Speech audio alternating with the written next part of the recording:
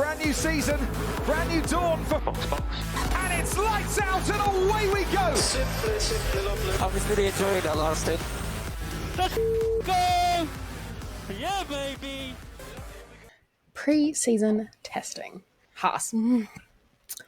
Well, they're going to be P10 in the Constructors again this year, so not much change there. No.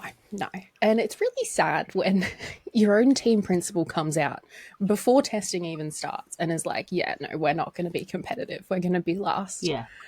Like, we will be P10. That's a great message from your brand new team leader. But, and then you know. We're spending testing learning about how the different tyres work. I will give them credit. They did run a lot of laps. So it's at least reliable. It's just very slow. Yeah. But I will give them credit in that they were testing, how the tyres work and trying to work on those longer high fuel loads for their race pace. So I will give them credit there. They are trying to move forward. Agreed. And they didn't have any incidents. No one spun and no one stopped on track. I mean, we can give credit to Nico Hulkenberg and Kevin Magnussen for the spinning because I think, they are good drivers. True. But yeah, credit to the team. The credit to the team for being able to put together a car that doesn't break down. Yes, within 3 days. And however many kilometers that they managed to run. But I'm just also I'm having a mental blank in that. Are the parts that they use in testing outside of the allocation? Because I feel like they are, but in saying that, I'm not sure. Yeah, I don't think they do count yet. Because if so, if they did count, then those that are using their engines and doing long runs, they're putting more miles on the clock than they necessarily would want to. That's what I mean. A few moments later. Okay, the engine used during testing is not part of the season's allocation, and they do not count towards. Okay, thank you, Reddit. We love a good Reddit. So somebody had the question before us. 100%. What's our scenes from testing out? Because imagine your car was not reliable and you had an engine that just wasn't great, or it blew up on you. That would be. Imagine you were Ferrari and the engine cover hit your car. Imagine if that hit your... I wonder if it hits the cost cap, though. Because it might not hit your tyre allocation, but does it affect your cost cap already? Because... A few moments later. They do fall under the cost cap. Okay. So you want a decent car when you go into testing. Yeah. So I think it's because anything that goes towards forming and creating the car falls in the cost cap. The testing components will also fall within that. Okay, so taking it back to Haas then, they didn't spend a lot of money during testing. Kudos. Well done. They've gone back to basics. They've got the absolute bare minimum, and then they can use the funds remaining to try and better themselves. Should I put something really wild out there? It's not probable, but wild works. Imagine they do a McLaren 2023, have a rubbish car during testing, come mid-season, they do their mid-season upgrade, it's like, there you go, rocket ship. I mean, we did see Hulk on the front row in Canada last season, just because he went backwards quickly. And Hulk, he can qualify. The car does not suit the long run, the race, which they're working on. So exactly. I'm trying to be optimistic for the two Haas fans out there. That one guy in your chat and that Japanese guy. The two Haas fans. But I'm fairly certain bottom of the constructors for them again. Fully agreed. The livery, I don't know. It's just very bland to me. I was hoping once I saw it on track, maybe I'd be like, okay, not bad. But it does very much just blend into the background. Very much like the team themselves, I must admit. Yeah. But they're there, but are they really? Participation badges They try. I will give Haas credit for one thing that they've changed in the last year. Their social media game has upped over the winter break. Check it out. It's making me want to wish I was a Haas fan, but the car is not. So, I mean, yeah, no. Unless you were like really big on board with Haas beforehand, I don't know how much. Last year, I saw the tractor that was the McLaren, and I was just like, "This is my fate. I'm resigned to this." But if I like, I don't. But I was already on board. I was already on the bandwagon. Like, but you I don't. didn't become a McLaren fan through that. Yeah, and I'm like, I just don't foresee anyone doing that with Haas. You know. You never know. You never know. I have I a don't. Who feeling knows? they could gain the whole Japanese audience now that they've got a Japanese team principal. There could be a whole new onslaught of Haas fans. True, true. I don't know if they'll take away from Yuki, but they will. They will gain some people. They will. People will jump on the bandwagon because they will just support their own. I mean, Exactly. Danny Rick and OP for the win. I mean, in this case, let's pretend I'm Australian because Daddy Rick and OP. I mean, I love Lando, love George. I would say I love Lewis, but I'm still mad at him for the lack of sleep that he has caused me. So, He just doesn't, you're in the wrong time zone. 100%. He's so he's on thin ice at the moment. He just needs to stop being so newsworthy. Try telling that to the greatest driver of all time. I'm sorry. Yeah. I mean, I don't feel like he wants to be newsworthy though. I feel like he'd be happy just taking like a step back. Just stop being reporting like, everything I do. 100%. Like, just let me live my life and drive my car.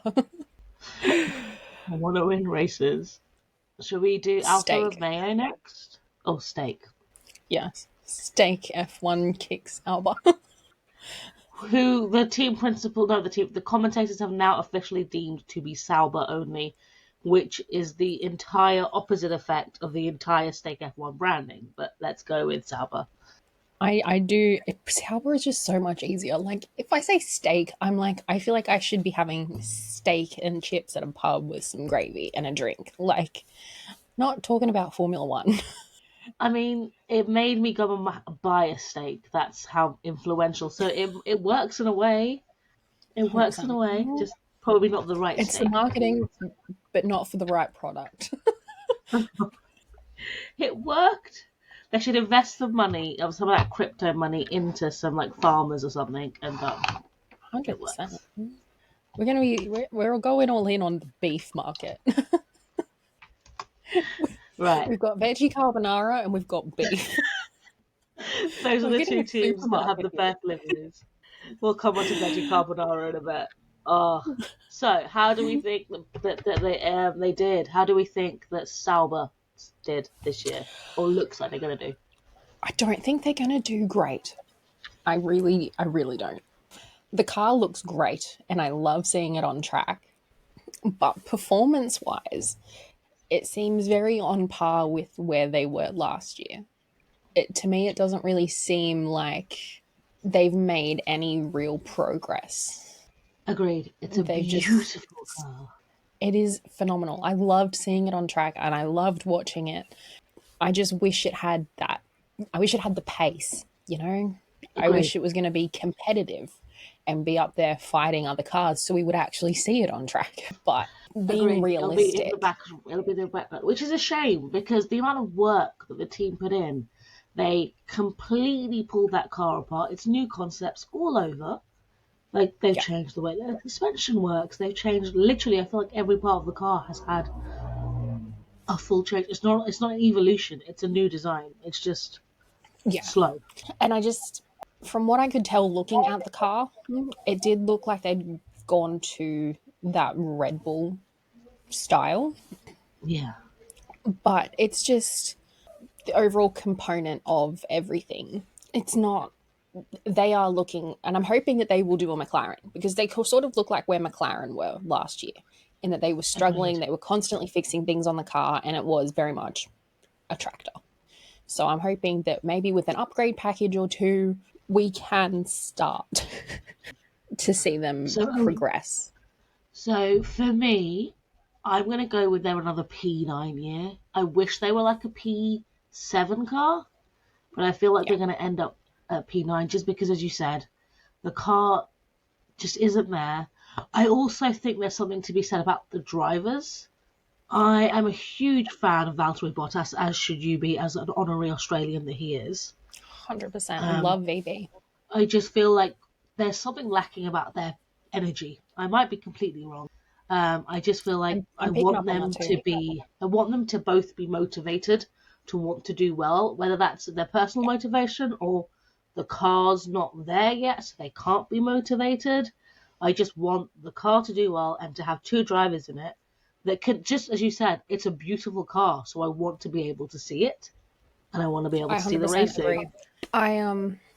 There's been a lot of talk about like Zhou Guanyu and his future, and I do not see him surviving beyond this season, which is unfortunate. But I mean, it's his third season now in F1, and last year he had an average qualifying position of P16, which is not great. And if they want to, I mean, Valtteri's wasn't much better. He had a P14, so a lot of that can be attributed to the car. But Valtteri has his reputation to fall back on for his career, in that he can achieve and he can drive well with the right machinery. And I think it's just unfortunate for Zhou that he doesn't have that to fall back on. His reputation is that he's at the back of the grid. He's not P2 in championships. He's not podiums. He's not any of that for success. He's just there making up numbers. And I think moving on next year, he will likely be replaced by Théo Pourchaire. I don't disagree, especially as we go towards the Audi concept. 100%. It feels like they will inevitably be making changes to their driver lineup. There's no two ways about it. These two know that they're on a short-term deal. Yeah. And I think Valtteri may be like accepting of that and be like, I have this gut feeling he's going to retire. He's going to get to the end of the season and just be like, I'm done. I have the same feeling. Which is why, as much as I adore Valtteri Bottas, I think he's not in that. It doesn't seem like he's got the drive anymore. So I feel like he just, pun intended. Yeah. So I just feel like, I feel like the drivers kind of just aren't motivated. The drivers, I feel like they know that they're not there for a long time. The car just isn't giving, but it has the potential. I feel like you put someone young and motivated like Théo Pourchaire in that car and you have them do an upgrade or two, you might see some changes. You might see a change of attitude. But I just feel like there's something 100%. About the team that's just not quite... They don't seem like a motivated bunch. And that's the thing that kind of frustrates me as wanting to be a fan. Because I'm like... They don't have that drive or passion or desire to go to make progress. It's just like, we're done until 2026, we're just here because we have to be. And I'm like, that's not the attitude we should be having. If this especially is your when model car, Andretti. Exactly, let's get it together, people. They have so much potential, and their race simulation pace puts them in P7, right? 1.09 seconds off Red Bull. They have the potential, but they're just, they're behind the RB, but in front of Alpine and Williams, based on their race simulation pace. So, okay, that's good though. I didn't realize it was that. Their qualifying simulation pace isn't as great. They're in P7, but their race pace gives them the ability to make progress through the grid. But I'm not convinced, It's all good. We can look at the numbers and analyze it till the cars come home. But we don't know until seeing them on track and running, and again, don't know what type of runs they were doing. They could be great, but I just don't. And it makes me sad because I want Valtteri to go out with a bang, you know? I agree. I feel like if he's leaving, he needs to do it well, but I'm just looking at them right now. But the simulation pace that I'm seeing is that they will end up just ahead of Alpine, well Yep. ahead of Haas, but behind Williams. But their quali pace. So are we saying that the rate that they're looking at, we're actually estimating them to be a P8 car, which I think is slight progress on last year. Yeah. But But then who are we I feel like sacrificing in going backwards? that is a good question because you've got Williams that didn't have a strong. Are they next before I skip? Because I feel like we should do this in order. Let's do this in order. No. Let's okay. Let's do this in order. We'll save the Williams conversation. So AlphaTauri, no. RB. I had a big rant about this. RB is their brand name. RB is their new name. Veggie carbonara. How we should be calling them going forward. I have hopes. I really do. I feel like they're going to be crushed. And with Danny Rick telling Laura Winter, just bring your expectations down. I'm like, no, Danny, I want to be up here. I want to be like, come on. I want to be like, I was like, do not tell me to not be excited because the car is like, no, do not tell me to calm down, because I will not calm down. Yeah, This is what I'm living for. Taylor Swift. I loved it. I loved the car on track. The livery, it's amazing. And I think they have more pace than what they are showing, which, I mean, everyone does. It's testing, they're sandbagging. But I'm going to peg them as a top 6. That's exactly where I've gone. I've gone P5 in my estimations. I've gone P5. I've put them behind the leading 4, ahead of Williams. I truly don't believe in Alpine right now. They've crushed my confidence, but I'll come to them. So I'm going to be P5. Because TireDeg, I feel like they had one of the best results on simulations on TireDeg. So they were up there. Yeah. Quali didn't look so strong. Their quali pace didn't look great. Yeah. But the quali pace has them in P5, 0.7 behind the Red Bull. But their race pace has them in P6 behind, losing a spot to the Aston. I don't know. I just feel we don't know who's done those simulations. And I have full faith in Daniel and Yuki that given the right circumstances, they could make their way up the grid. And that the pace it's all not just about the pace, it's about the driver. It's about the driver, exactly. And Daniel Ricciardo is motivated to prove himself worthy of Red Bull. So that guy, and to prove himself worthy still, because obviously he's still, I feel, slightly marred by the McLaren situation. Yeah, so I feel like as a driver there, he's like, I need to prove myself to be worthy of being number 1 driver, which I do believe he is. But I've had an injury, I've had a year out, or how many races out. I've had 2 awful years that included a race win, but whatever. I need to come out here, show that I'm fighting. So I feel like we're going to have a consistent point scoring car, whether that's 1 point or 2 point. I feel like it's going to be consistently there. I wish, part of me really wants it to be a podium worthy car. In fact, I have it in my predictions that Yuki will win his first podium this year. Okay, but love it. Daniel Ricciardo telling me to tamper my expectations. You're hopped on the phone, Fadia. Bring your hopes down, girl. Yeah, he's like, no, like, Danny Rick, please. Honestly, if I got that phone call, me slightly. Danny Ricciardo just picks up the phone to crush everyone's hopes and dreams. If I got that phone call, I'd just be like, I need to have I need to have a lie down, Danny. Give me a second. I need to someone get me a brown paper bag. I'm hyperventilating. Daniel Ricciardo is on the line. Could you imagine, though, this is probably not quite how your podcast is meant to go, but imagine a conversation where you speak to one of your favourite drivers all the time and they're telling you bad news. It's like, am I excited or am I upset? I'd probably just still be like, that's fine. No, I have faith. I have faith. You don't have to have it for you. I'm Delulu. I'm a McLaren fan believing in Lando Norris. I'm Delulu. I'm a Ferrari fan. Oh, did you see that interview? This is totally off script. Where, Lando and Oscar were asked what Mario Kart items that they would want in a Grand Prix. And Lando goes, blue shell. I'd have 7 race wins by now. Yeah. I almost fell out of my chair. I'm like, well, I was you're like- not wrong. I was like, at least we're keeping it real. Max, And that sorry, is bud. how you know. Yeah, that is how you know he's Gen Z. 100%. Because ask anyone older, they're like, what's Mario Kart? What's a blue shell? What's a blue shell? Yeah, 100%. so I'm awful. I'm absolutely awful at Mario Kart. So Oh, I same. would be like, I would be worse than Latifi and Mazepin combined. Oh, that's hard. It's There was some. possible. When I was watching testing yesterday. There was some Latifi slander in there, and I was like, "Not Kotifi."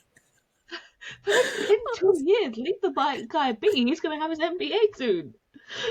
I know. I'm just He's like, happy. it's a slow news day when you're dragging Latifi. I mean, I 2 years mean, after he lost his seat. I must admit, the testing commentary just was not giving this year. It really wasn't. It's usually I love slow. seeing Laura Winter in there. Loved having but Laura the Winter. rest, I was like, come on, guys. And Rachel Brooks too. highlight- She was good. She was good. There for the women representation. I would say that my highlight was probably Alex Albon calling them out for the champagne. And then loved Rachel Alex Brooks Albon. being like, "It's not champagne, I promise." I love that Alex also just like leaked the tea on the George pose. I was like, I need to see the B-roll immediately. I need to see Alex Albon doing the George Russell. I need to see someone completely serious. Like, imagine a rookie like Logan Sargent and Oscar Piastri, rookie season, first time doing this sort of media, like for F1. And they've been told to go And then in have- and do like this. And they're like, this is what I signed up for. Okay. Oh, Like, here's how she much I would- love the George Russell. I've actually got a sticker of it that sits on my desk every day. I love it. I really do. That is Yeah. amazing. You know, I've George just got my Russell little forever. Landini in Monaco up there. But V-carb. V-carb. RB. Veggie carbonara. I reckon Veggie carbonara. I'm going to put him in P6 because I don't think they'll be as good as Aston Martin. So I'm going to put Aston Martin in my top 5. And I'm going to put them in P6. Oh yeah, I forgot that there's 4. I forgot Red Bull existed because I was like, there's the 4 leaders, and then there'll be so P6. I forgot that there's the 4 leaders with Red Bull in a league of their own. So yes, RB, There's the Max veggie podium, carbonara, and then there's everyone else. everybody else. Yeah, veggie carbonara P6. RB. So we've got RB in P6. Yeah. Right. Next team, Williams. I don't You know look where like I you feel have like I sit on them. I don't know where they sit because I've got Tyre Deg, not great. They've got a completely new concept car, so that expected Monza straight line speed brilliance is gone. They had an awful testing with not very much running. I'm just not painting a great picture here. They didn't have very much running on day 2. Did they have? Forgive me if I've. Did they? They had some. They had issues. Yes, they did. There They had was issues, and I mean, the red flag didn't really help them on day 2. true. I think they were in some of their longer runs when the drain cover decided to strike again. But yeah, to me, I mean, there was the issues with Alex's car, which hindered his morning, and then they got him out, and then there was the red flag. And then Logan was in the car that evening. Oh, and then once they got back on track, then Alex's car stopped. Was that day 1 Yes. or day 2? That was was day day 1, one. wasn't it? So Yes. his car stopped. So then they were still fixing those issues into day 2. And then Logan was in the car, and his first session, he spun and almost put it in the wall. And it's like, they've got their one car. Like, let's not avoid the walls at all costs here, Logie Bear, please. Like, otherwise that's our testing done. But I mean, Alex did seem optimistic in that he said that they're not going to be as limited in where they're going to do well. Like, it's sort of evened out a little bit. So it's not going to be track based. And that they're hopefully going to suit more tracks, and that they've fixed, the cornering speed and all of that, and that it's more even across the board. So it they've won't got just that be tracks concept. like Monza and stuff. However, would you rather have a car that you know can do well in certain places than a car that could potentially just not do well everywhere? I think I would rather know that certain tracks that we go to, like, I'm not going to have a bad weekend. Like, I'm going to have a somewhat decent, and the chance of Yeah. scoring points is there. Whereas going into every weekend, like, oh my God, is the car going to perform this weekend, or are we going to be bottom of the barrel? So Agreed. I'm But like, from what I like, they did manage to put in some decent laps. I'll give that to them. I mean, Logan, they did. he did set the fastest lap at one point. I mean, there were no other laps on the board at that point, but we'll go with that, Hey, we right? got to give credit where credit's due. Yeah, true, true. We gave Haas credit, but no. Let's talk about what else there is. Like their quali pace P9 is what Yeah. I've got. What have you got? Race pace P8, tire Also, depth P8. no, the race pace is P9. Oh, I've got one here that says they're racing. We're looking at different simulations. This is where the data shows how unpredictable it is. The race pace that I'm seeing is P6. Oh, I mean, I Oh, love that. I want them to be P6. But the data I'm looking at has them pegged at 1.25 seconds behind the Red Bull in I P9. have them at 1.3 behind the Red Bull, but it has others slower. But I just, yeah, I would love for them to do well. I would love for them to be. I don't think they'll score points every week, Agreed. but I do think they will be up there P11, P12. Interesting. I am not gonna lie, I'm less optimistic than this. Purely because I think that Williams are using this as somewhat of a test year. I feel like 100%. they are just throwing it all out there, playing around. This is where I really need Logan Sargent not to crash his car so that Williams can spend that money on development.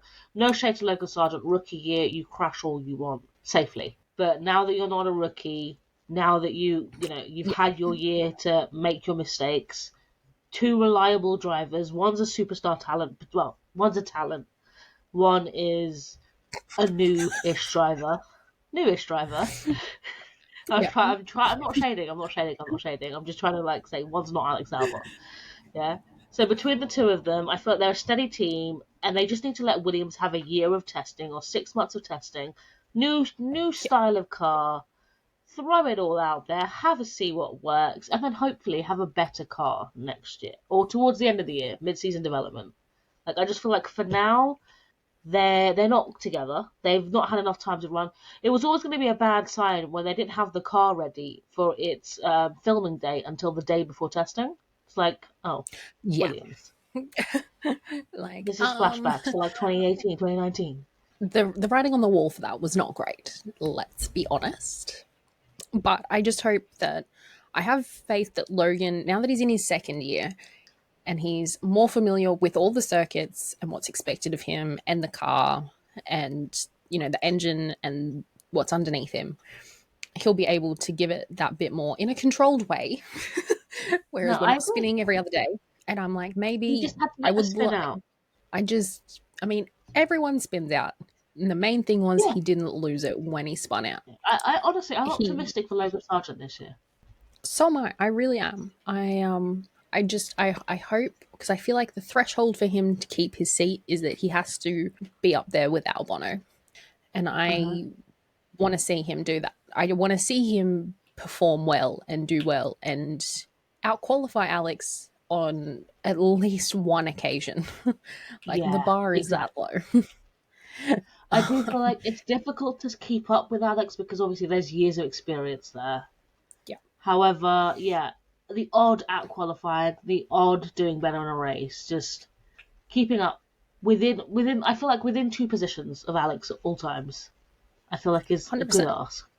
Or even just, if they're making it out of Q2 together, and just making it out of Q1 on a certain number of occasions is going to be like the threshold. And that is like, and I feel like James Vowles has that type of head on him where he's like, we're not going to expect you to be making it to Q3 or even Q2 every week with this tractor.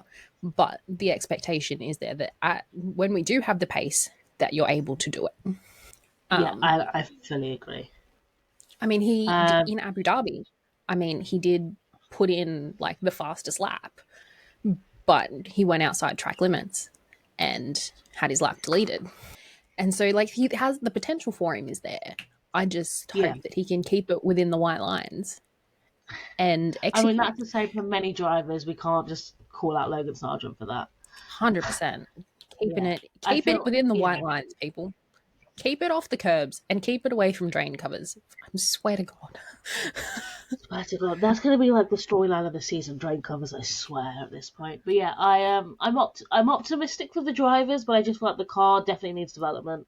I'm going to go P9 where they are now, but I wish it wasn't a step back. Knowing as well that James Vowles has said we are willing to take steps back now to get us ahead in the long run. To me, that's already put in my head that it's like it's not going to be as great as it could be. Williams, P9. I think, yeah, I would love to say that I think they're going to be P7, but I really don't. I feel bad putting them that low, but I feel like others have just made the step. I mean, we had to sacrifice someone to P9. I'll be honest, there might be a change when it comes to the final results. I might be stopping. Yeah. Right. Up next, Alpine. Alpine. What are your thoughts on Alpine? I don't like them as a team. There's just something about them. I hate talking about them. I don't know what it is. I just cannot stand them. You do know my thoughts on this, right? Is it because they're French? I didn't say that, you did. But I fully agree. There's just something about Alpine that's so forgettable. It's just like they're there. Like, even like Haas and Stake, Sauber, whatever you want to call them, they might be bottom of the pack, but you remember that they're there. Yeah. It's so... there. Like, 2022, they were competing with McLaren. They were in that fight for P5 and 6. But last year, it was just like, you're not fighting with anyone. You've cemented yourself in P6 with your mediocre performances. Fighting each other. Fight other people. Do something. Here's the thing, right? They had podiums last year, so I don't understand how it can be so up and down. It's just right. Like, I feel like they have the ability to have the spice that we want. They have two drivers that are equally like. They are probably the best matched pairing. Esteban Ocon, Pierre Gasly, 100%. The whole storyline, but also their abilities. They are the best matched potentially. And it just feels wasted. Like, I want to like Alpine because, I don't know, I want to like them because I do actually like the blue and the pink. I like it. Yeah.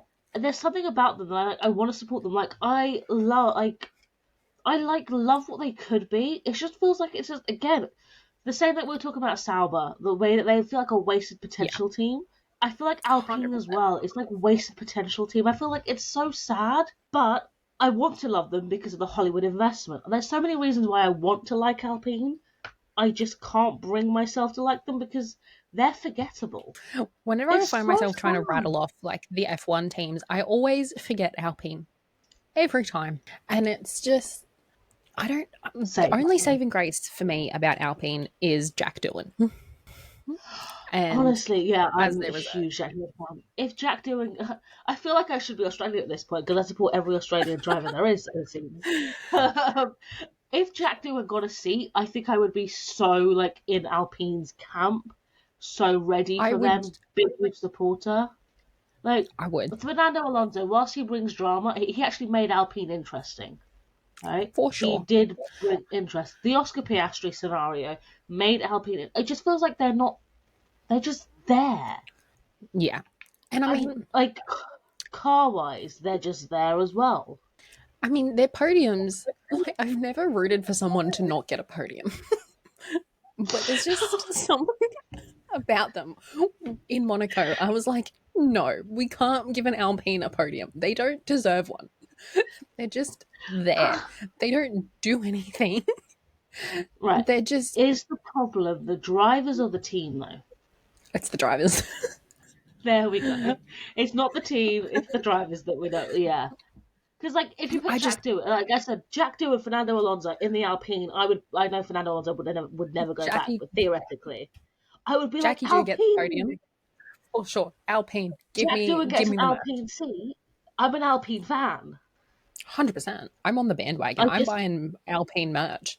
Alpine merch, yeah. I was ready to buy Alpine merch when there was that one day that we thought Oscar Piastri would drive for them. I'm so Like glad they 12 hours clarified that of- before we hit purchase.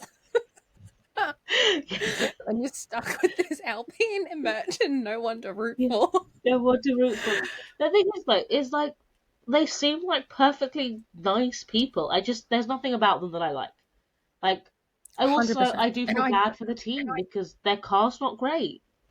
No. And they did very much stagnate last year. Like, they didn't really, their upgrades weren't great. Their reliability was dreadful. I mean, both of them tapped out at Silverstone within like 10 laps. Yeah. And it's just Okay, like, bye. okay. And it didn't make any difference whatsoever to the caliber of racing. Literally nothing changed with them missing for an entire Grand Prix. There's just two cars less. And that is, I feel sorry for French fans that support Alpine. Alpine have said that they did go back to like a very baseline development, gone back to basics, so that way they can go in multiple directions. And I think it's a good way of looking at it. But if they don't start improving, I think their rich and famous Hollywood and sporting investors will be pulling out sooner rather than later. I have a thought. I think I've shared this thought. The Hollywood investors to me is carving away to Andretti. Oh, 100%. If Ryan Reynolds and Rob McElhaney, they can turn shit around. I've watched that Wrexham documentary. Yeah, they can do it. But I also don't think they wanted to sign on to turn yet another sporting team around. It's just like, again? We did this once. Like, come on, guys, we've done this. You're not a small town in Wales. You're a big French company. Yeah, you are a historic Formula One team. You should be better at this. I will say 100%. This, at this point, I do like the fact that they've pared it down. I do like the fact that they've gone, we have redeveloped the car. I love the fact that on the launch, they did say, yep, hands up. We screwed it up last year. It's gone wrong. Yeah.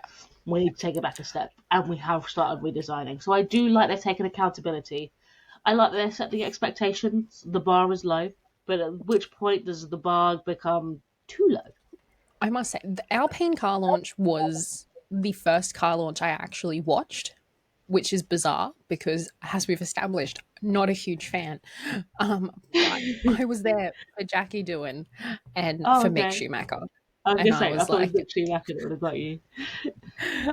I actually forgot that he was driving for the Endurance Championship, and I was like, what are you doing here? And then I was like, oh wait. So you can't insult Alpine. You've got Jack Doohan and you've got Mick Schumacher. We've established it's not the team, it's the drivers.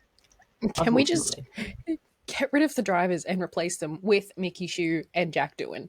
I'm on board. I'm buying your merch. Here for that F1 team. I would be buying the merch.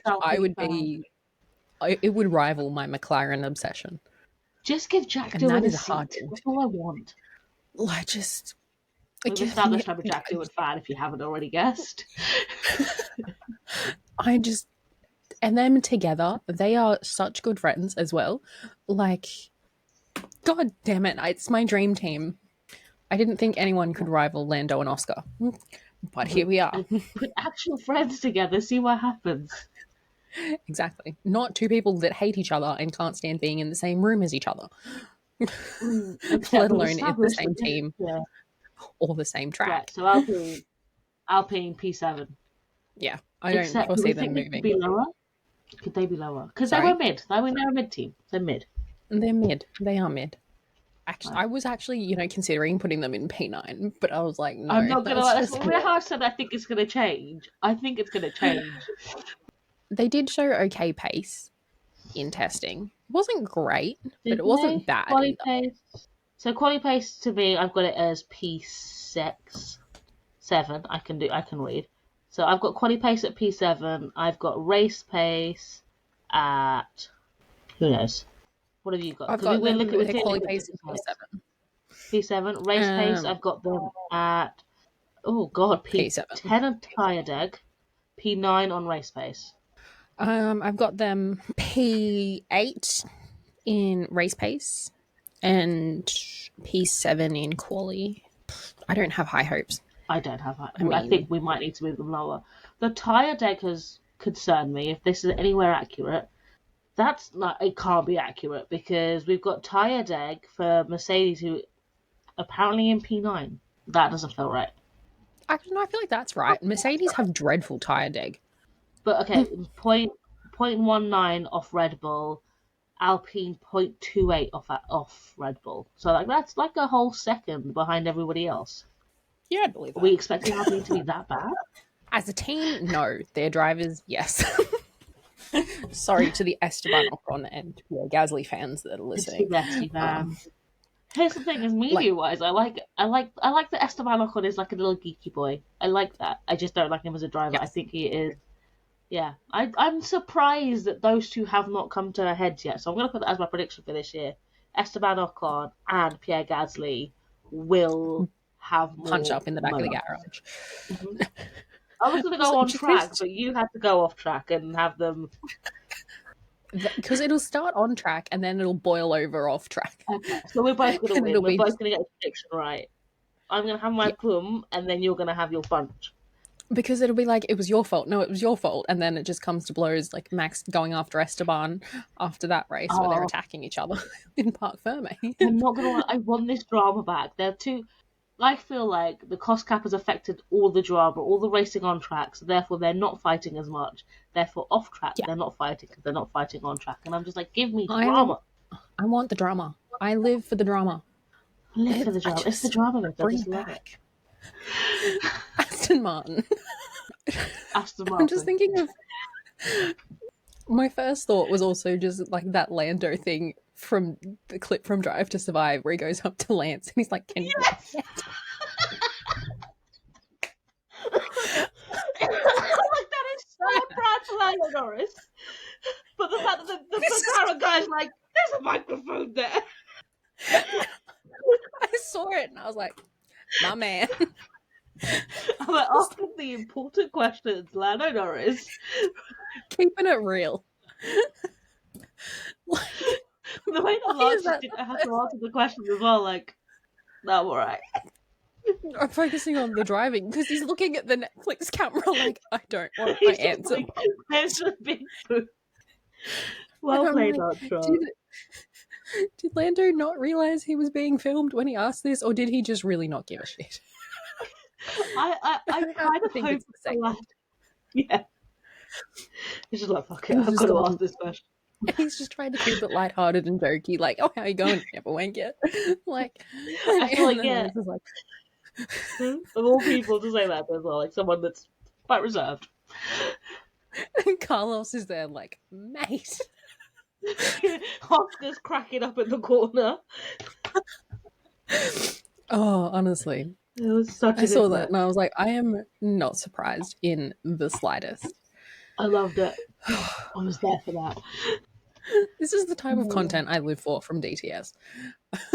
This is Not what Danica Patrick. You know how DTS has that one clip a year that's always good? Like, one year it was Daniel Ricciardo on Car Mechanic, then it was Netflix are a bunch of cunts, then it was, Change your fucking I have car. it printed out. I have it printed out.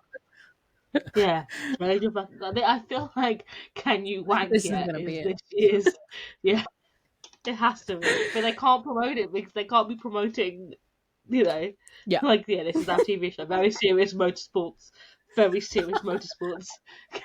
Cut to Lando Norris. I don't think that one's going to be making an appearance on the big screen at Silverstone this year. God darn it. Kids. Mummy, Daddy, what does that mean? Nothing. Means can he ride a bicycle yet? Oh, Lando Norris. Love him. I love that man. But Aston Martin. On to the serious Aston Martin. Aston Martin. Thoughts? What are your Again, thoughts? forgettable. Yeah. I don't feel I like feel like I don't I know saw much. much of them on track during testing. Like, I know they were there and they were doing laps, and I feel like I saw them occasionally, but not enough to be memorable, you know? Agreed. So I'm looking here, race pace, we have them at P4.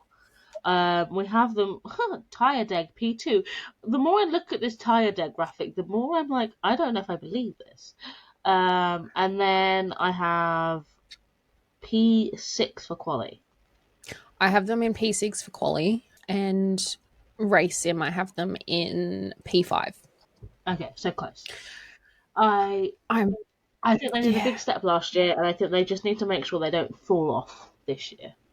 100%. I think if they've gone back to what worked for them at the beginning of last season and then figured out what went wrong with the upgrades in Spain, then I think they'll be okay.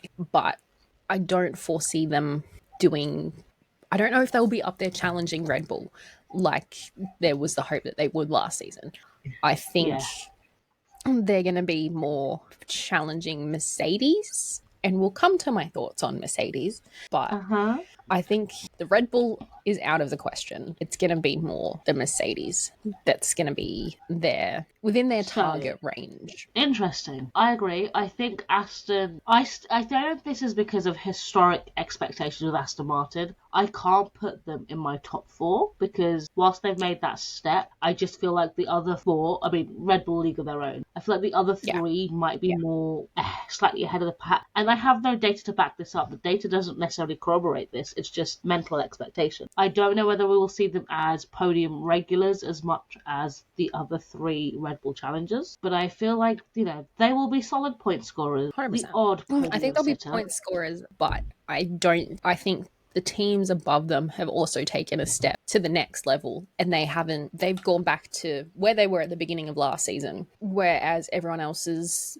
leveled up. So while they've tried to upgrade, they've leveled themselves out, had to go back to the baseline of what worked for them early on, and have had to build on that again. I think with an upgrade package, maybe we can see some improvement. But again, I think their downfall last season has really screwed them up coming into this season, because it has, instead of, you know, moving them forward, it's set them back, whereas everyone else kept moving forward. I have a question for you. Do you think then Aston Martin are going to be more with the top 3 or more with RB? I think they're going to be more RB. I think they're going to be more midfield. P5 is going to be like their max. I think they might come out of the blocks and be competitive in the first, you know, Bahrain, Saudi. But I just think after that, because it's no longer in the desert and no longer at night, they're going to struggle, especially, you know, with their tire deg and everything, because that has been something that they have struggled with, especially over last season. So I don't foresee them doing well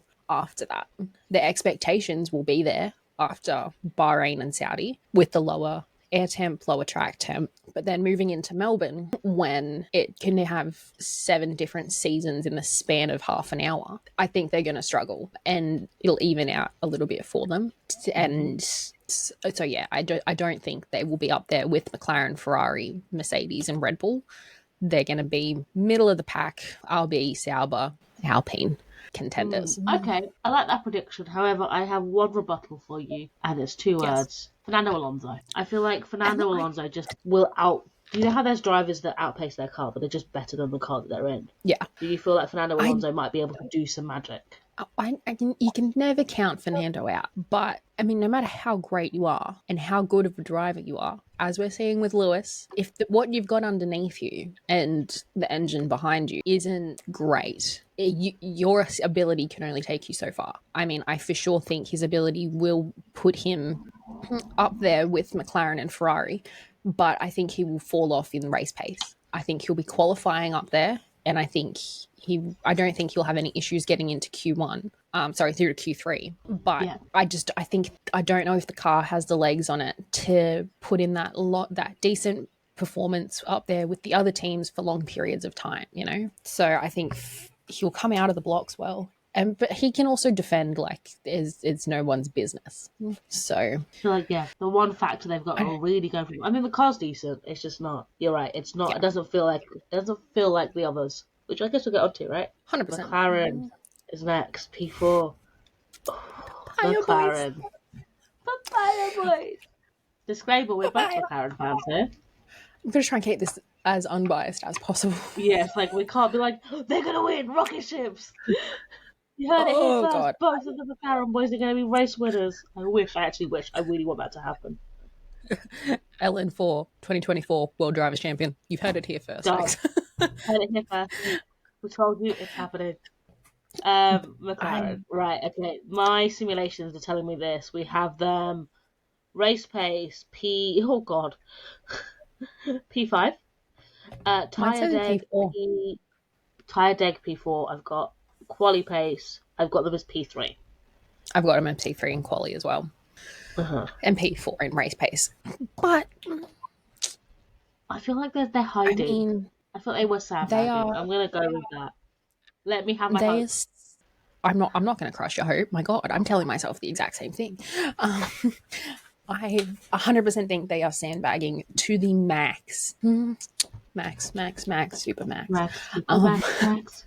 They have to be sandbagging. And I think they just had a few setup technical issues, especially with Lando's car, with the fuel line issue and everything.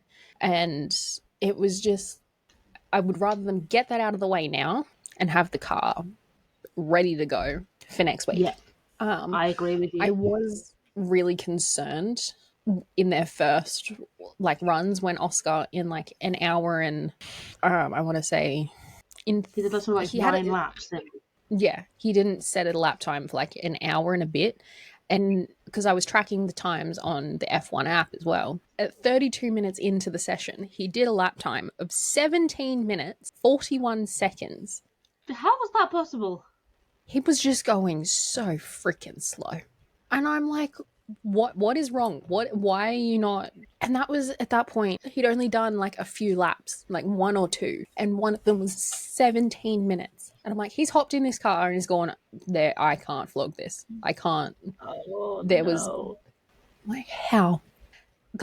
Yeah, okay, we're doing an out lap. But 17 minutes? 17 minutes. The tyres are getting worse as the lap continues. Did we forget to put tyres on the car? What? Was he just pedaling with his feet rather than using the pedals? Full Fred Flintstone type thing? Was he Fred Flintstoning that car?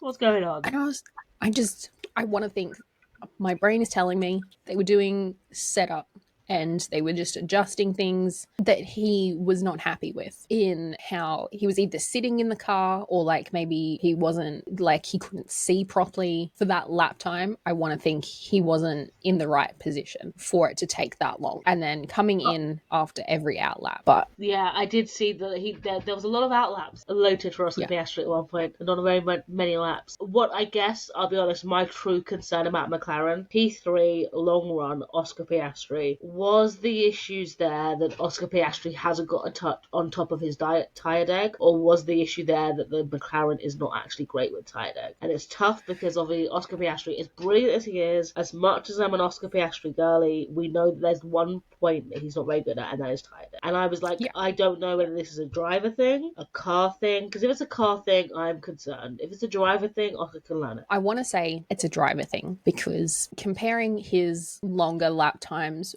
longer race runs with LN's longer race runs, the tyre deg wasn't as bad from what I noticed. Yeah. But again, that also comes down to his experience. And he's going into his, 6th season now? Yeah. It's all blurring into one. I feel like 2019? Yeah, 2019. 25th, 6th. He's had numerous seasons under his belt. 6th season under his belt. We're going to his 6th. So I don't necessarily think it's the car. I think it's still that learning curve that Oscar is on. Should I tell you my other concern? 100%. The fact that McLaren, for a second year running, have said we're not bringing all the parts, the final car, to the first race of the season. I feel like I heard somewhere that they said there's still work to be done. Yeah, and I'm not mad about that because that's also something Red Bull are doing. They haven't, the car that we're going to see from Red Bull in Bahrain next week and the car that we're going to see from them in Saudi or even Australia is going to be completely different. Yeah, that doesn't give any comfort when it's Red Bull though, does it?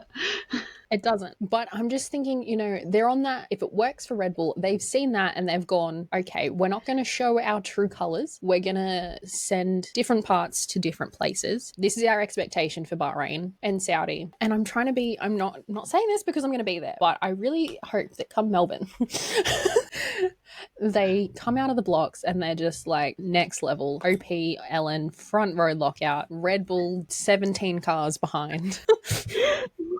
Who's Delulu now? I think one of the Red Bulls might be 17 cars behind, but not both of them. Fair play. You did not stipulate Max Verstappen anywhere near in that. I will say. Don't think.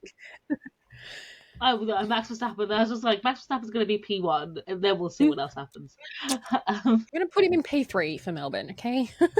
Okay, sorry, he's P3. Front line lockout. Max Verstappen just has a really bad quality. We'll go for P3. 100%. Fine.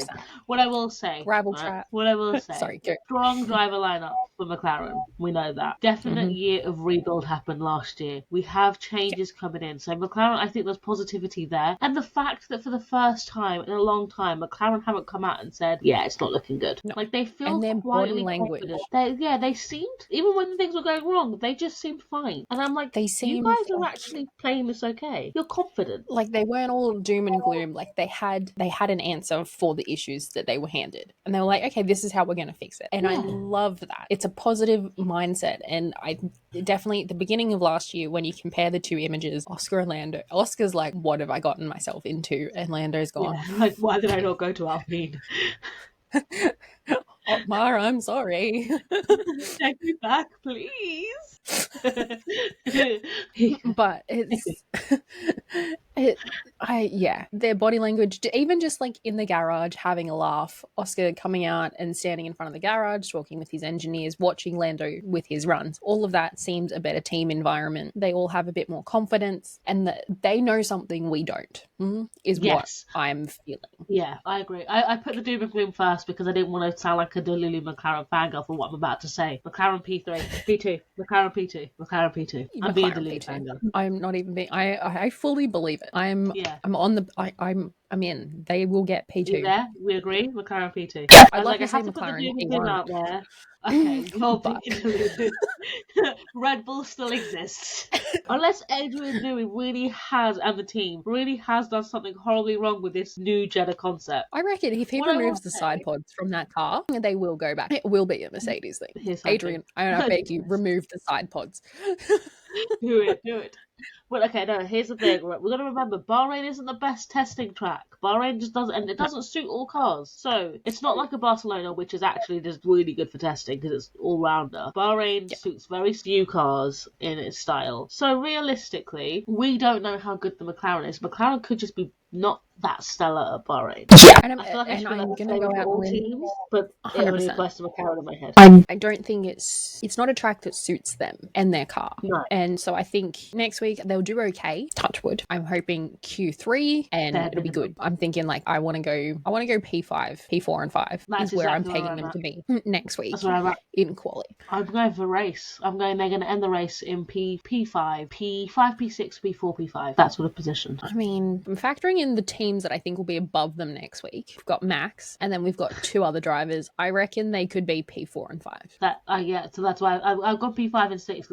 There's a few drivers that I think could outrace. I hate the words.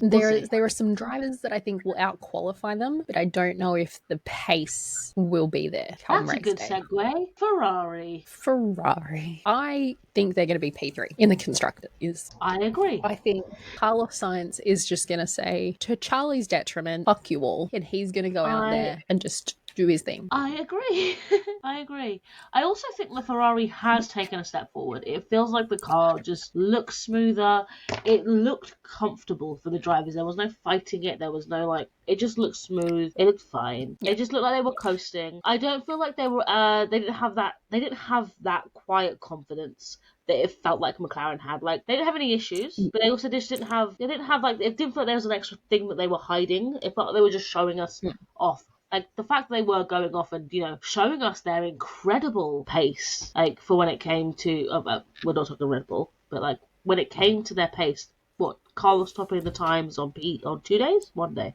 100%. Yeah. It And felt like Charles Leclerc Ferrari putting in was fast. The Charles only thing Leclerc. that concerned me was the amount of bouncing on the back of that car heading into turn one. I think they could be in with an issue there if it's deemed that they're bouncing too much. They're hitting the bumps on the track, and that's out of their control. Exactly. But the car's reaction to those bumps seemed the worst out of the 10 cars that we saw. It just seemed to bump more violently in that I'm particular gonna section. say I'm a Tifosi as well. So, well, I'm not. I feel like I could be a Ferrari fan one day. I feel like they'll fix that. For some reason, I'm quietly confident in this new Ferrari era, and I don't know why. There is no real reason to be, but I feel like there is a potential that upgrades will work for them this time around. They will be able to fix their issues, have them ready to go. I don't know why I have this feeling for Ferrari. I just do. My gut says they will do well. They will be on the podium. I say my prediction is Ferrari will be on the podium at Bahrain. So do I. I think both Ferraris will be on the podium at Bahrain. That's exactly. I'm going Max Ferrari. Max Ferrari, McLaren. Okay, I've gone Max Ferrari. I have put Checo there. Then I've gone McLaren. I just don't know. I don't like him. That much is evident.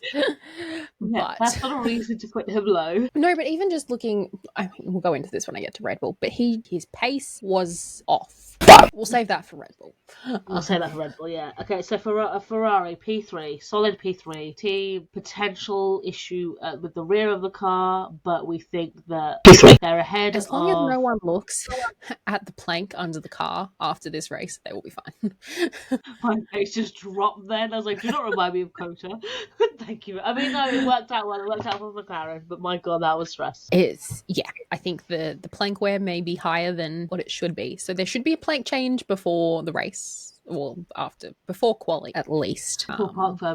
Just to ensure it is fine, because the amount of porpoising, God, I hate that word, that it had in that particular section was a bit much. Admit, I didn't spot that, so that's why I'm like, okay, this is news to me. Please don't make it that bad. But in saying that, it was only in that one part of the track, and they did say that that's where the tunnel was that goes underneath the track. Yeah, so it could be that track specific. It could be very much track specific. Yeah, and I think it's just that turn specific as well. But there were times when the car bottomed out quite violently, and I looked at it and I was like, oh, Charlie's gonna need to have a back adjustment after that. Like, he needs to see a life is a roller coaster. Life is a roller coaster. They've just got to ride it. They're having fun. I think overall they did look, I don't want to say good, but they looked better. Their body language was, for at least Charles Leclerc, looked positive. Carlos, I think his body language all season is just going to be dejected, so I can't really gauge too much off him. But Charles Leclerc, baseline body language better than last season. But we did, we expect Carlos to be slightly dejected. We expect Charles to be positive. We'll see how they feel come Monaco. Yeah. And it's rough for Carlos. He's the only guy outside of Red Bull to win a race last season, and he gets sacked. Yeah. But we're not going to go into that. Yeah, we're not talking about that. I feel like that's a whole other episode talking about driver changes right there. Shall we move on to Mercedes? The year of George Russell. What do you have for your... I've got race pace P2. I have tyre deg, very bad, P9. I have quali pace P4. I've got quali pace as P4, race pace as P2. Yeah, we're both putting them as P4 team. Discuss. I think the team dynamic is going to be a significant contributor to their downfall this particular season. And you can already see it. The two sides of the garage are contrastingly different. You've got George and Toto there, like with the camera, and then you've got Lewis off to the side looking like, I just want to get in the car. I just want to get this over and done with. Like, he doesn't really want to be there. Yeah, and the divide is very much evident. So their progress-wise, their cohesion, their development, their strategy development, all of that is going to be on the back foot. And instead of the thing that Mercedes was very good at doing was not favouring a particular driver to such an extent that other teams are. Like, if George is faster than Lewis, they will say, Lewis, move. 100%. But I don't think this year, and if Lewis was faster than George, it's George, get out of the way. I don't foresee that happening this year. I agree. Lewis has lost his title as Toto Wolff's favourite, as the golden boy of Brackley. It's no longer we are fighting to get Lewis's 8th championship. We are here for Lewis. We're here to put George in the best position possible. Yeah, I agree. I feel like they've got a great car this year. They've got a potential to have. I think they've learnt well from the side pods were needed. Then they don't have an Adrian Newey who can look at it and be like, I can do that without side pods. I love that they had the ambition to go and do that for the last 2 seasons. But I think now they've engineered the car around the side pods and haven't added them on halfway through the season and just gone, let's pray this work. I think it's going to be a lot better. But their pace did concern me a little bit in testing. They didn't look... Okay, I honestly think the car does have potential. I would say, actually, realistically, I do think that the car is up there. I just think that the one thing that's like car-wise, I would actually put that car way higher than Ferrari and McLaren. I would actually swap McLaren and Ferrari and Mercedes, if I'm honest. But I think team dynamics are going to play a really big part into it. I think development's going to play a big part, because who do you listen to when you're developing the car? Do you listen to a 7-time world champion that can give you valuable insight, but realistically this year might not be that interested in giving you valuable insight? Or do you listen to your new number one driver who doesn't have, yes, he's got 6 years experience driving, but he doesn't have the years of champion. He's never driven a good car, George Russell. He's only got limited podiums and he's never won a world championship. He went from a Williams to the car was better, but it was still a piece of crap in comparison to what they were used to.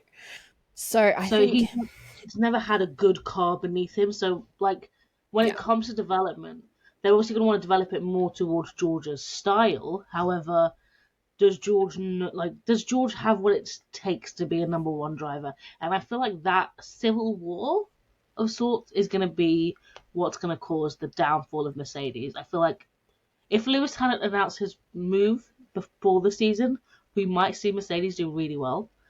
But because he has, I think it just, personally, it's tanked them. And I think, but even so, if it hadn't come out early in the season and everyone at Mercedes knew, and we were looking in going, something's wrong here with the team dynamic. I think Lewis kept it to his chest and told nobody. Oh, okay. I think that would have been better. But then again, I think the whole team would have been blindsided come the end of the season if they had done well and Lewis goes, oh, by the way, see ya. Okay. I'm going to Ferrari, the team below us. No, I just feel like they have the potential. The car is finally good. They brought James Allison back in, so the car was always going. Oh, well, that's probably a bit too. But the car was very likely to be good with James Allison back in the helm. But it's just like I just feel like the mentality is a big part of it. The car's a great part. The drive, I feel like it's car, driver, mentality. Car tick, driver half tick. Well, no, driver ability tick. You've got Lewis Hamilton and George Russell. Mentality, big. No, it's yeah.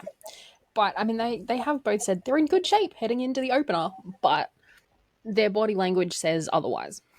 Yeah, I feel like they're going to take each other out, and it's going to be not great. Yeah, I'm limiting my expectations when it comes to Mercedes. But the data suggests they're in a tight fight with Ferrari on long run pace. I don't disagree with that. I feel like they do have the ability. I feel like the people are going to be the problem, not the car. I feel like for once the car's great, it's just the people are not going to be. I might be completely wrong. Mercedes might be really mature. I'm going off the limited footage we had of the Mercedes garage over the 3 days of testing, but I will say the one negative about the car is I do remember seeing more than any other team Mercedes having to do a lot of corrections whilst they were doubting the turn. Yeah, but I remember seeing a lot of on board footage of George and Lewis both having to do a lot of correcting, which tells me that it's not there yet, but Yeah. In comparison to other teams like Red Bull, Ferrari, McLaren, RB, they could point the car and it goes where they want. Whereas Mercedes are battling it to get it round the track. Yeah. And I think with that extra battle on their hands, the driver fatigue is going to be elevated in comparison to everyone around them, which is going to drop them off in the race.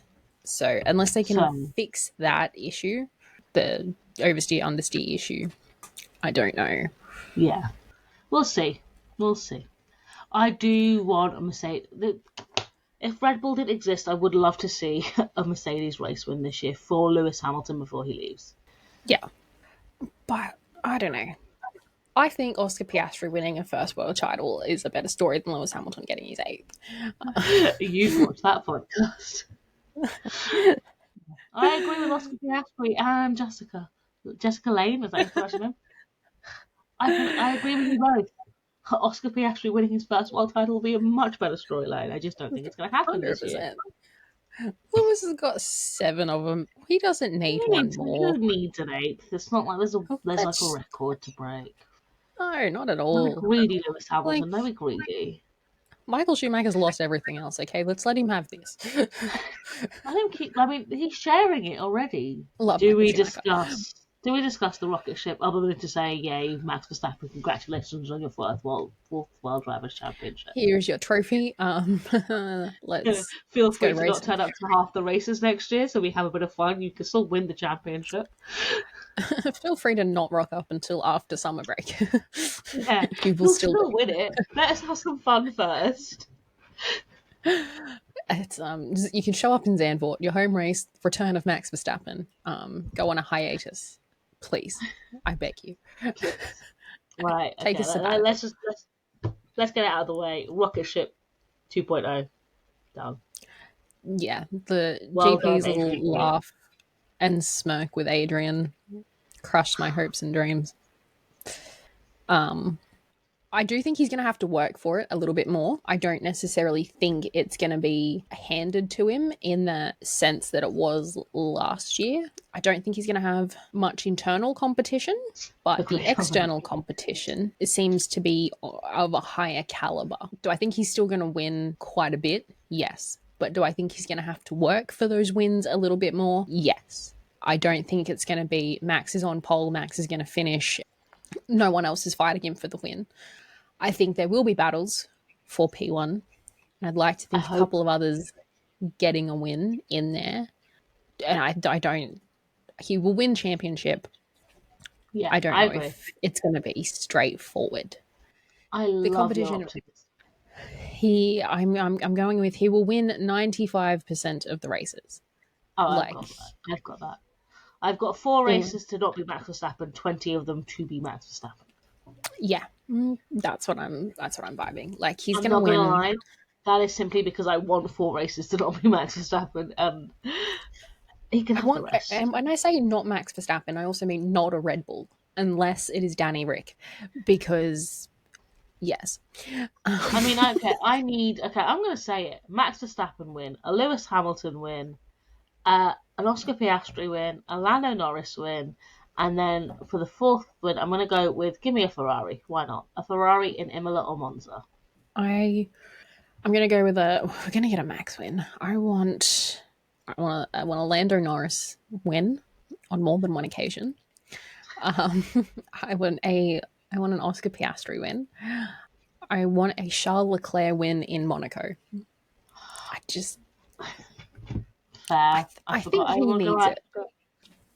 Here's the thing, right? The Ferrari's really good at qualifying. Charles Leclerc's a king at qualifying. So all it is Ferrari not just... If he can put it on the front row in Monaco, he's in with a chance. And then the team just can't... And he has to make it a clean qualifying, no holding anyone up in the tunnel. And the team needs to not screw him up on strategy this year. Jeez. Yes. Like, pit now, wait. Like, none of that. None of that, please. He can do it. I believe. I would rather have the Monaco win than the Monza win. I take that back. Give me the Monaco win.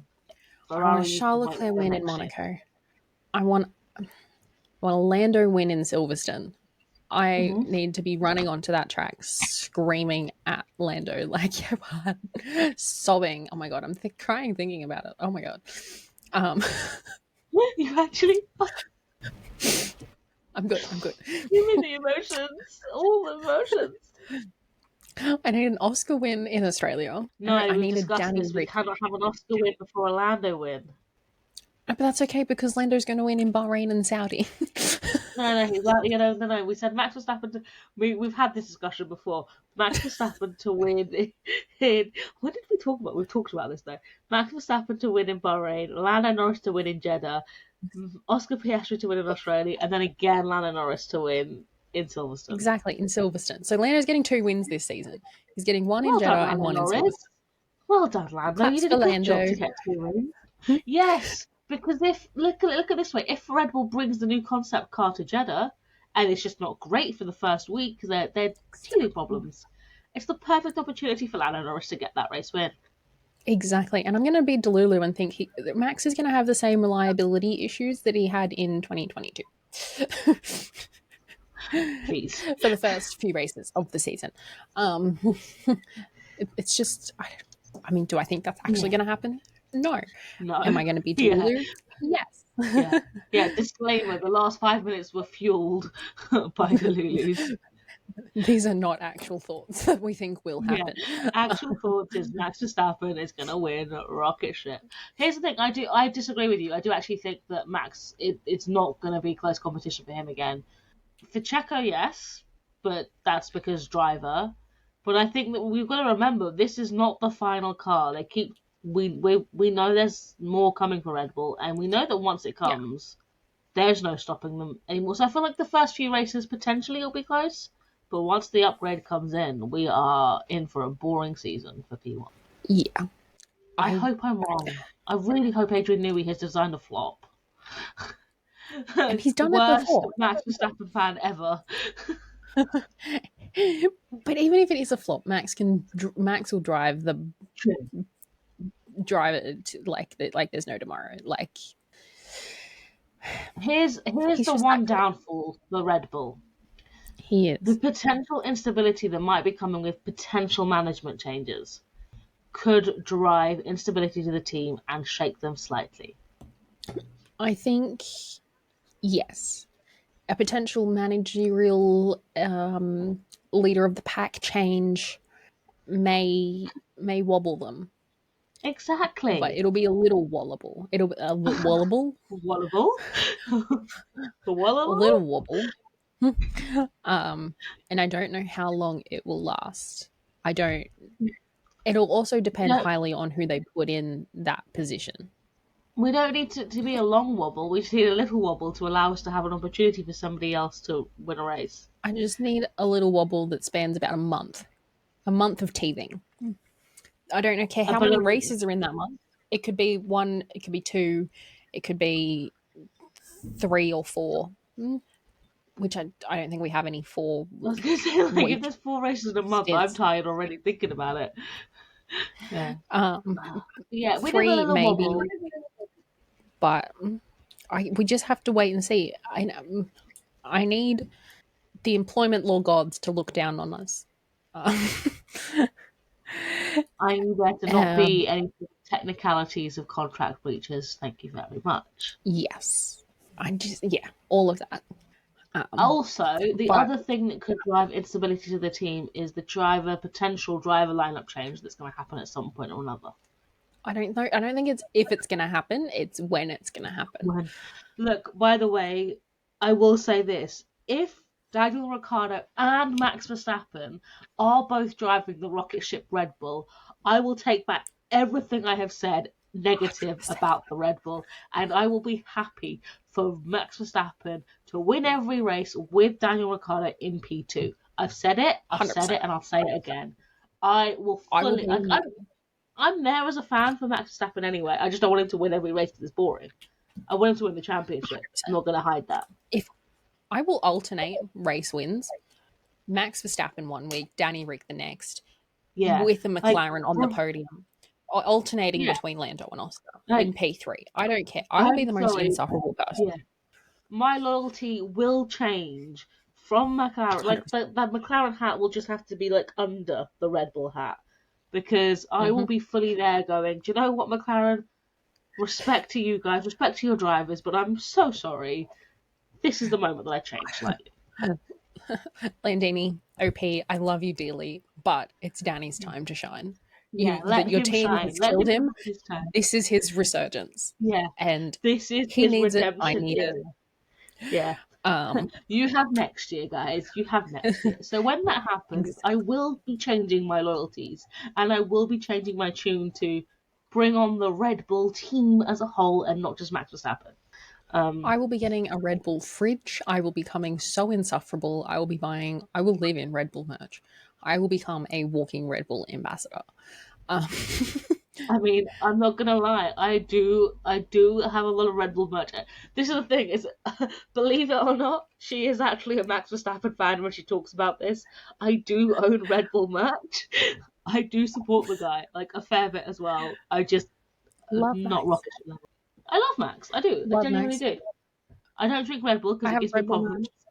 merch. I have Max merch. I have Danny Rick merch. I have Lando. I'm just ready. I think the writing on the wall is for Checo is that he is out sooner rather than later. His performances in testing didn't wow me. And there were sessions where he was outdone by Daniel. And I'm just like... However, I'm going to tell you this. My expectations are slightly tampered, because I do think that RB will want Daniel Ricciardo to stay in RB because of the PR power and star appeal. However, if Red Bull wants a strong driver lineup and the likes of Lando Norris, Charles Leclerc are all tied up and you can't get hold of them because they're committed to their teams, bring in Daniel Ricciardo. Okay, thanks. 100%. And as much as I think Liam Lawson will also, he's not going to bring as much to the team as Danny Rick, but people love Liam Lawson. He showed what he was capable of. His name is there.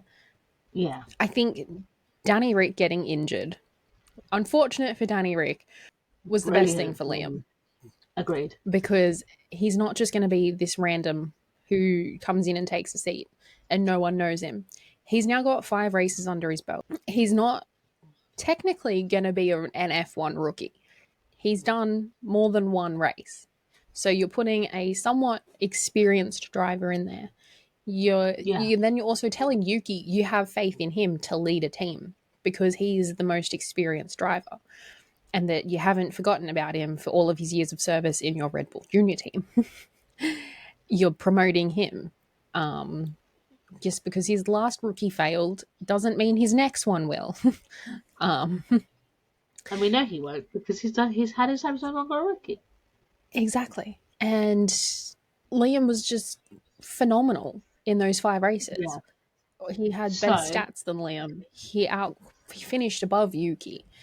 Liam had better stats than Nick. That's what I meant to say. But do you promote Liam Lawson directly to Red Bull second driver and leave Daniel Ricciardo as first driver in RB? No. Why not? I think if they do that, it will kill Liam's career because, again, it will be what happened with Pierre Gasly and Alex Albon and everyone they've put him in there and expecting him to compete against Max. And when he doesn't... think you put him in... Oh, sorry. No, you're right. I don't think you put him in there with that expectation. You put him in there going, you are going to be a number 2 driver. Because the only reason I say this is because I do think RB will benefit from having Daniel Ricciardo's feedback to say, like true experienced driver giving you feedback as to how to develop your car when you are a brand new team with a brand new concept, I think is invaluable. The media presence that he can bring to that team, invaluable.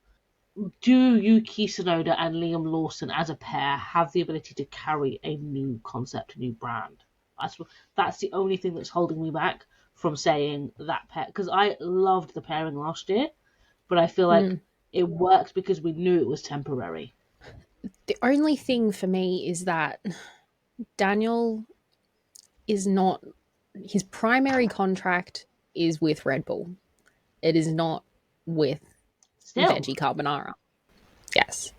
So he's still primarily, he has, from what I can gather, he has 2 contracts. He has his Greedy bugger. employment contract with Red Bull, and he has his VCARB contract, both of which are still, he could get the call up. I mean, I haven't seen any of these contracts. I feel like don't all Red Bull drivers have that contract where you can basically be shuffled around? I don't think so. I don't think Yuki has that. I think he is contracted to VCARB, Veggie Carbonara. I think he is there. I don't foresee him in, and if he does have that same contract that Danny does, he is not high up on the list of getting the call up. No, like Liam Lawson will get the call up. It's unfortunate for him. Yeah. So for me, in that respect, I think he is just primarily contracted as a Red Bull junior driver to RB.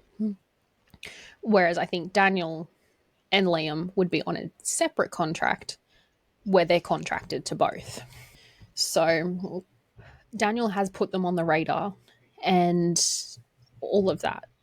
But again, it's not so much to the extent that I'm going to be going out and buying RB merch to support Danny. I'm going to be buying Danny Rick Red Bull because Danny Rick still has a Red Bull merch line. I've got the Danny Rick Red Bull cap. Yeah, they're still putting out Danny Rick caps with the number 3 on them for Red Bull. So all of that to me just screams the writing is on the wall. They won't then have to go and make a new merch line. I mean, Danny Rick's bringing in 2 streams of income for this company at the moment. He's got and the RB I guess merch the big line. thing, and and the Red Bull. I will be buying Danny Rick RB merch. I like the RB merch; it's really pretty. But you're right, Daniel Ricciardo. Also, the fact that he continues to say, my goal is Red Bull." I guess, yeah, it says a lot. So, do we think it's going to be mid-season, or do we think it's going to be 2025? Because I need it to be this season. I can't wait. I'm impatient. If Checo's testing, I mean, okay, Checo didn't do, he had some decent performances in testing. Some sessions he was doing really well, other sessions he wasn't. But I really think that if by the European leg, when that kicks in at Imola, if he is not doing well and Red Bull are not consistently getting P1s and 2s and having front row lockouts, and Max isn't being challenged by his own teammate, he is out. And I reckon it could be as soon as like after China. I reckon he's got 5 races to challenge Max P1 and 2 in quali, P1 and 2 in the race. Red Bull cemented themselves P1 in the constructors already, well and truly above every other team. Then, yeah, I reckon he's out. I really hope you're right. But we have the Checo special coming up. The second race is a Checo special. So, and then it's a street track. So we'll see. We shall see. How many street tracks are in the first few races of the season? Jeddah. Does Albert Park count as a street track? Because I think it does. It's not perfect. It hasn't got the characteristics of a standard street track. But it does have a lot of walls. Like, it is majority walls. So, okay. I don't know if we would care. I don't know. I feel like Checo's going to save himself this year. That's my problem. I'm anti-Checo. I just feel like he will save himself he'll do something. He'll realise that he's about to fall apart and he'll be like, nope, I am good. This is me. I can drive a car. Because the thing is Checo is talented. I don't want him at Red Bull. Put him in Aston Martin. I'm happy there.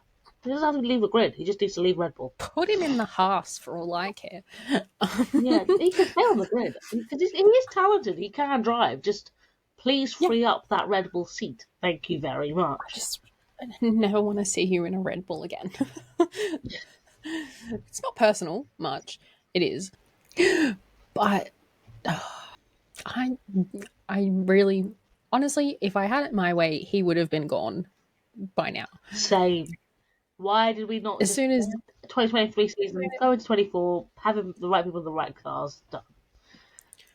Like, as soon as I'm Danny left the McLaren, impatient. Yeah, I'm impatient. I've waited a whole year for it to happen. I can't wait another whole year. Can we just have things happen soon? Thank you. 100%. 100%. I miss Danny Rick at Red Bull. I miss Max and Daniel together at Red Bull. It's just so give the girls wholesome. what they want. Just give the girlies what we want. Not even the girls. Give everyone The what girlies, and everybody wants it. Everybody's a Daniel Exactly. Ricciardo fan. If you're not a Daniel Ricciardo fan, everybody's ready for this move. It's like, as you said, it's not a case of if, it's a case of when. I'm playing devil's advocate here, just in case it doesn't happen, so I temper my expectations. Daniel Ricciardo's taught me well, apparently, in that phone call that he called me, and told me personally to lower my expectations. It's like, hold on, I've got Danny Rick on FaceTime.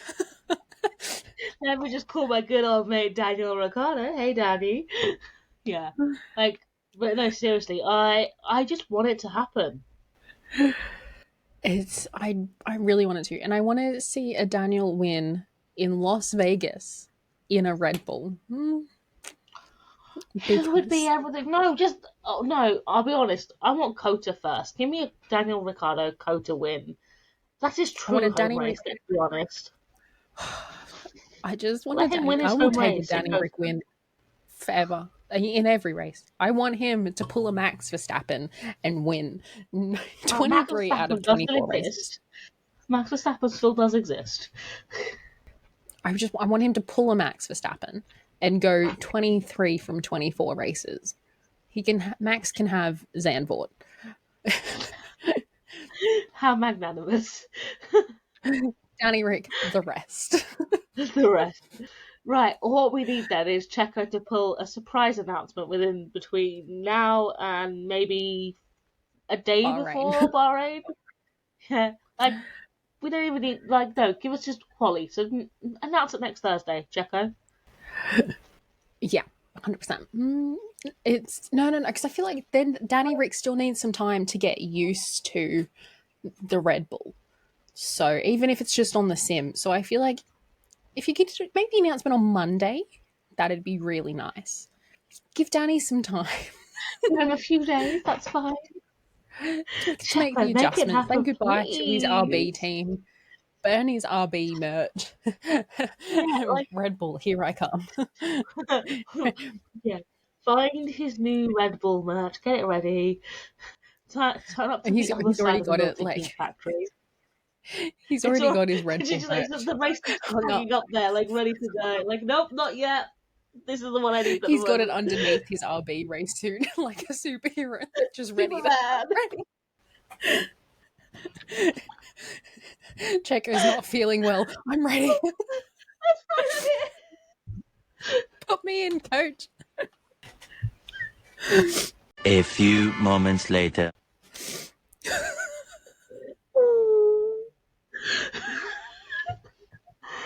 I've got the pictures in my head. So do I. Just Danny running through the paddock. I'm here.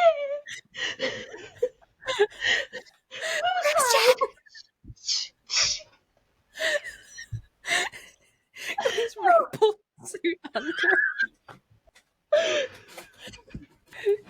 Danny Rick agrees.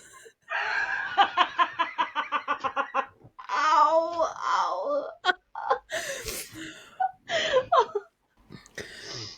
Oh. Hi. We good. My jaw hurts so bad. My jaw hurts. There you go. We're good. Daniel Ricciardo making us laugh even when he's not there to make us laugh. Oh God, love that man.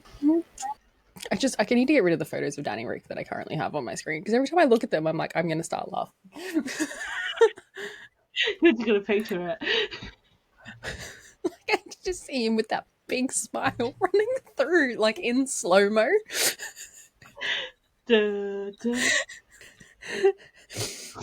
I can think of the sound like that song in from 100%. I've got like that song from Madagascar when they find the field and they're doing the slow mo running. But why can I picture the bloody dork doing it in slow-mo, like himself, everyone around at normal speed, and then there's just him like...